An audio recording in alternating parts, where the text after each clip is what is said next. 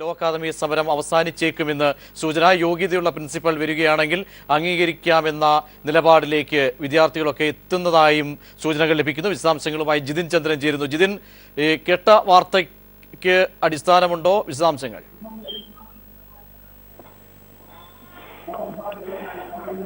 Jithin.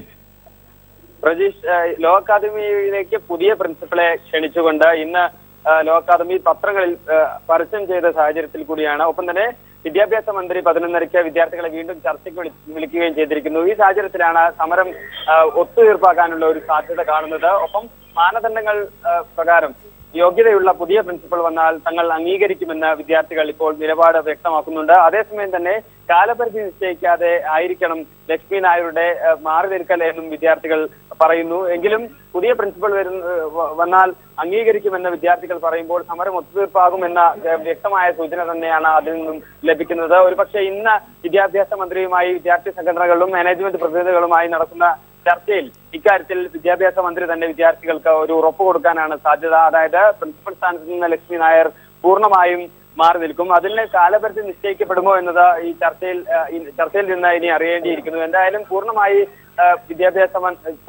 Principal സ്ഥാനത്ത് നിന്ന് ലക്ഷ്മി നായർ മാറി നിൽക്കും. ഇക്കാര്യത്തിൽ വിദ്യാർത്ഥികൾക്ക് വിദ്യാഭ്യാസ മന്ത്രി ഒരു ഉറപ്പ് നൽകും. മാനേജ്മെന്റിന്റെ ഭാഗത്തു നിന്നും രേഖാമൂലം തന്നെ ആയിരിക്കും ഒരുപക്ഷെ ഇക്കാര്യത്തിൽ വിദ്യാർത്ഥികൾക്ക് ഉറപ്പ് ലഭിക്കുക.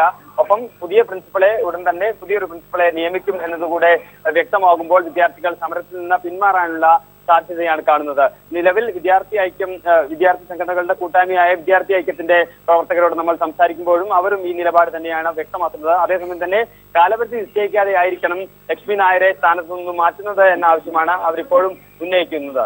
പ്രതീഷ്. ജിതിനാണ് വിശദാംശങ്ങൾ നൽകിയത്.